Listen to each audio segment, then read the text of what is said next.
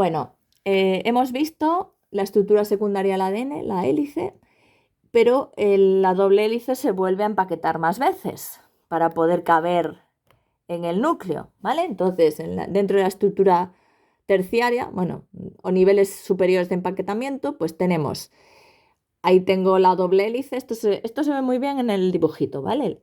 La doble hélice se une a las histonas, ¿vale? Se asocia cada cierta distancia a 8 histonas, que son proteínas globulares que forman pues como una pelotita, ese octámero, y traza 2 vueltas alrededor de cada pelotita, ¿vale? Y entonces con eso se consigue que esta hebra se acorte, ¿vale? Ocupe menos.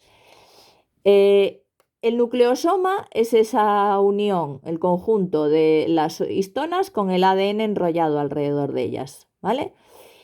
Y el ADN que queda entre nucleosoma y nucleosoma se llama ADN linker, de link, unión o espaciador también se le llama, ¿vale? Bueno, pues eso se llama la fibra de 10 nanómetros o 100 angstroms, es lo mismo, ¿vale? También se le llama collar de perlas, pues porque parece, pues eso, un collar de perlas. Luego, la fibra de 10 nanómetros se empaqueta, es decir, los nucleosomas se apelotonan y forman pelotones, ¿vale? Se enrollan y se forma una fibra más gruesa, que es la de 30 nanómetros o solenoide. Y esto sí, seguimos, ¿vale? La fibra de 30 nanómetros, que sería esta de aquí, se engancha a una proteína central que hace de eje y empieza a formar como bucles, ¿vale? Empieza a formar bucles así, ¿vale? Que esa sería la fibra de 300 nanómetros. Así es como está el ADN en el núcleo. Esto es la cromatina, literalmente, ¿vale? A veces la cromatina puede estar un poco más descompensada en forma de collar de perlas, pero bueno, generalmente está así. Y luego, cuando cada fibra de estas se enrolla en espiral, es decir, esta fibra de aquí sería esta que viene aquí pequeñita. Espera, lo voy a acercar para que se vea mejor, ¿vale? Esta fibra de 300 nanómetros, ¿vale? Los bucles se van colocando formando una espiral, ¿vale? Forman un brazo, ¿vale? Es como una mazorca de maíz. Y ese brazo ya es una cromátida, que lo tenéis ahí, de un cromosoma, ¿vale? La fibra de 700 nanómetros, ya sería la cromátida del cromosoma. Si tengo las dos cromátidas, pues 700 y 700, 1400. ¿De acuerdo? Pero evidentemente se llega a este nivel de empaquetamiento solamente cuando la célula se va a dividir, ¿vale? Cuando va a entrar en mitosis. Si no, el ADN está como mucho empaquetado hasta la fibra de 300 nanómetros, ¿vale? Bien, continuamos. Vamos a ver ahora propiedades interesantes del ADN. Una propiedad muy interesante que es la desnaturalización. Bien, esto ya lo habíamos visto en proteínas. Los ácidos nucleicos también se desnaturalizan, ¿de acuerdo? ¿Y en qué consiste en este caso la desnaturalización? Es la separación de las dos cadenas, es decir, que cuando el ADN se desnaturaliza se rompen los puentes de hidrógeno que unen las bases y entonces separas las dos hebras, como si fuese una cremallera, literalmente, ¿vale? Rompes los puentes de hidrógeno, separas las dos cadenas del ADN, ¿vale? Y eso puede ocurrir, suele ocurrir, el calor es desnaturalizante, ¿vale? Cambiar el pH también puede desnaturalizar el ADN o si alteras su medio y añades grandes concentraciones salinas, también. ¿Qué pasa? Que la desnaturalización del ADN, al revés que la de las proteínas, es reversible, ¿vale? Es decir, en cuanto bajas la temperatura o en cuanto se pueden volver a reorganizar los puentes de hidrógeno, la hebra literalmente se vuelve a pegar la una con la otra, ¿vale? Las cadenas separadas forman de nuevo espontáneamente sus puentes de hidrógeno al cesar el agente que los ha separado. Si dos ADNs de dos especies diferentes renaturalizan, es decir, se vuelven a unir y forman doble hélice, quiere decir que se parecen mucho las dos cadenas, ¿vale? Y que ambas especies están próximas en la evolución. Porque claro, si son dos cadenas que no tienen nada que ver la secuencia de una con la de la otra, evidentemente no se van a unir por puentes de hidrógeno, ¿vale? Pero si se parecen, tienden a unirse, a renaturalizar. Bueno, hasta aquí hemos visto lo referente al ADN. Vamos a ver ahora el ARN. El ARN se diferencia del ADN en que suele ser casi siempre monocatenario, al revés que el ADN. La pentosa que forma los nucleótidos de este ácido nucleico es la ribosa y que nunca va a haber timina. En su lugar va a haber uracilo en los nucleótidos. Es una molécula bastante más corta, una sola cadena, puede aparecer tanto en el núcleo como en el citoplasma y su función no es guardar la información genética, sino leer la información del ADN y ponerla en marcha y fabricar las proteínas. Y como es un proceso complejo, hay muchos pasos que hacer, pues hay 3 tipos de ARN para hacer cada una de las cosas diferentes que hay que hacer. Primer tipo, el ARN mensajero, abreviadamente ARNM. Es una copia de una parte del ADN correspondiente a la proteína que se va a fabricar. Y la copia se fabrica a partir de la hebra que tiene sentido 3', 5'. Por tanto, su secuencia coincide con la hebra 5', 3' del ADN, solo que en lugar de tener timina tiene uracilo. A ver, esto es muy fácil, vamos a ver. Y además estoy segura que lo habréis hecho más de una vez, ¿vale? Esto es un típico problemita sencillo. Vamos a hacerlo aquí. Si yo tengo aquí una hebra de ADN que dice, pues, vamos a escribirla.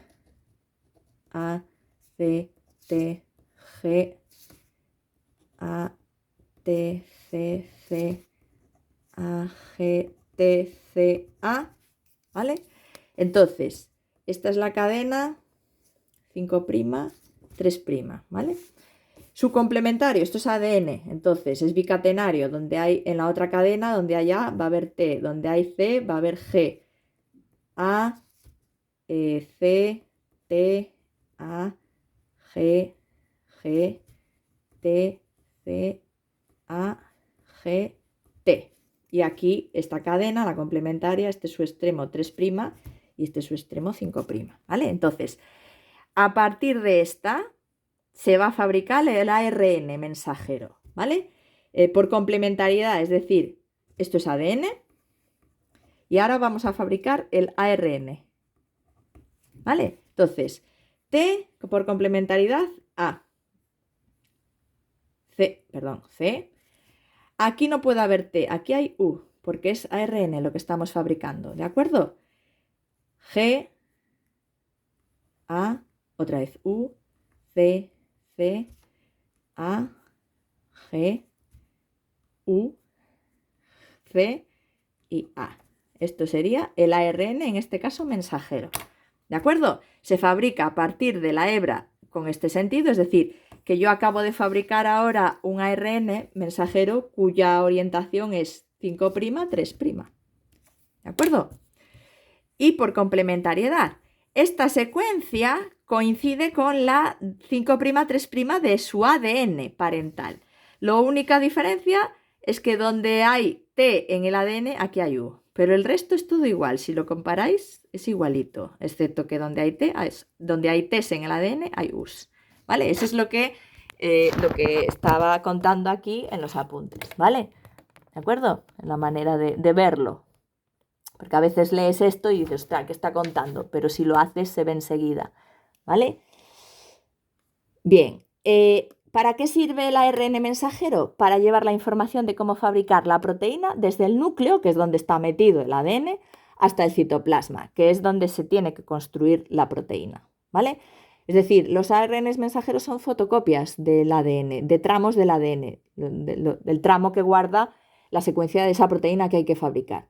¿Por qué se fabrican? Pues porque el ADN está en el núcleo, las proteínas se fabrican en el citoplasma y el ADN no puede salir del núcleo, entonces hay que hacer una fotocopia, ¿vale? Es como si tú necesitas, yo qué sé, pues la información, una página de un libro y no te lo dejan sacar de la biblioteca y llevártelo a tu casa. Entonces sacas la fotocopia, pues es lo mismo, ¿vale? Bien, pues el ADN tiene una vida muy corta, ¿vale? Es una molécula bastante inestable. Dura lo que dura para fabricar la proteína y ya está. Solo se fabrica cuando se necesita fabricar la proteína concreta. Si no fuese destruido, claro, la síntesis de proteínas estaría continuamente funcionando y habría superproducción. Entonces está muy controlada tanto su fabricación como lo que dura, el tiempo de vida útil del ARN mensajero. Bien. Otro ARN, el ribosómico. Bien, ARN con la R minúscula. El ARN ribosómico se une a proteínas y forma los ribosomas, esos organulitos que ya deberíais conocer a estas alturas de la vida porque se ven cuando vemos las células en cuarto de la ESO. Bueno, yo no sé desde cuándo se ven los orgánulos de las células, pero se están viendo siempre, ¿vale? En cuarto de la ESO, en primero de BAC y antes también. Entonces, los ribosomas son los encargados de leer la secuencia del ARN mensajero y según esa secuencia van a ir uniendo los aminoácidos para fabricar la proteína, ¿vale?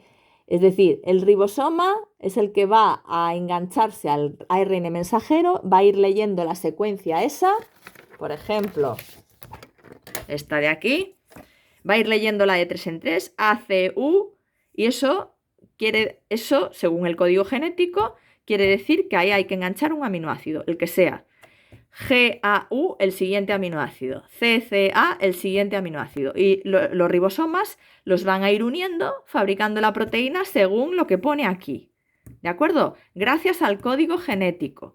Que el código genético, si no nos acordamos, el código genético es esa tablita que lo descubrió Severo Ochoa para una vez que un español descubre algo, ¿vale? Bueno, se puede representar en forma de tabla o bien en forma de, pues así, como, bueno, hay muchas maneras de representarlo. Entonces, tú aquí vienes y dices, bueno, el primer triplete que era ACU, pues vengo aquí, ACU, hay que meter treonina, este es el aminoácido que corresponde. Siguiente triplete, GAU, pues vengo aquí, GAU, y hay que meter aspartato o aspartico. Sí, y así va fabricando pues la proteína, porque los ribosomas se conocen el código genético, ¿vale? Se lo conocen, muy bien. Entonces, y luego, bueno, evidentemente, fabrican la proteína. Hay varias moléculas distintas de ARN mensajero que se diferencian por lo grandes que son, lo pesadas que son, algunas son más largas que otras, y eso se mide por su coeficiente de sedimentación, ¿vale? Los ribosomas son distintos según pertenezcan a células eucariotas o procariotas. Los 80S son los ribosomas de células eucariotas. Lo de S es coeficiente de sedimentación Schweder, ¿vale? Nos está diciendo que al tener el número más grande, que es más grande, es una partícula más grande, ¿vale? O sea, este ribosoma es más grande que el de 70S, que es el de procariotas. Y los ribosomas están formados por dos partes o subunidades, dos mitades. La subunidad pequeña, la grande, 60S, que está formada por ARN ribosómicos de estos tipos, 28S, 5,8S y 5S, es decir, ARNs, este es el más pequeñito, más cortito, este es un poco más grande y este es el más grande, 28S es una hebra larga, ¿vale? Se apelotonan y junto con proteínas forman la subunidad mayor, ese pelotón. Y la subunidad pequeña, 40S, que solamente está formada por un tipo de ARN ribosómico, 18S, ¿vale? Es decir, un poco más pequeño que el 28. Y en los procariotas los ribosomas son 70S, que también tienen dos subunidades. La mayor es 50S, la pequeña 30S. No tenéis que saberos los tamaños de cada subunidad, pero que los ribosomas eucariotas son 80S y los procariotas 70S, sí, ¿vale? Eso sí. Y repito, eso significa coeficiente de sedimentación, esa unidad, ¿vale? Cuanto mayor sea el número de unidades de sedimentación, quiere decir que la partícula es más grande, tanto la subunidad, el ribosoma entero, como los ARNs que los forman, ¿vale? Y bueno, curiosidad, el ARN ribosómico es el más abundante de todos porque hay muchos ribosomas en la célula, ¿vale? Bien, me queda el último, ARN, que es el transferente, ARNT. Es la carretilla de aminoácidos, básicamente. Se encarga de transportar los aminoácidos que necesita el ribosoma para ir uniéndolos y formar la proteína. Cada ARN transferente es capaz de unir un aminoácido específico, ¿vale? Pero hay muchos más tipos de ARNT que 20, que son los aminoácidos distintos que hay, ¿vale? Están formados por unos 70 a 90 nucleótidos, es monocatenario. Lo que pasa es que la cadena, en vez de quedarse extendida, forma como una especie de trébol, así rarito, que lo tenéis aquí, que luego se retuerce. Queda así, con este retorcimiento. Y el aminoácido se le une al extremo de aquí, OH, 3'OH libre, que lo tiene aquí. Ahí es donde se une su aminoácido, el que le toca llevar a este, ¿vale? Bueno, pues, ¿qué es lo que nos pone aquí? Esta molécula tiene una estructura secundaria particular. Se dobla en ciertas zonas, adquiriendo forma de doble hélice en esos tramos que se llaman brazos, ¿vale? Normalmente suele tener 4 brazos, 1, 2, 3 y 4, aunque a veces aparece un bracito aquí cortito, ¿vale? Pero bueno, no siempre. En los extremos de 3 de los brazos, tiene 4, ¿no? 1, 2, 3, 4. Pues en 3 de ellos aparecen bucles, estas zonas más anchas que no están emparejadas por bases nitrogenadas, ¿vale? No están unidas como aquí.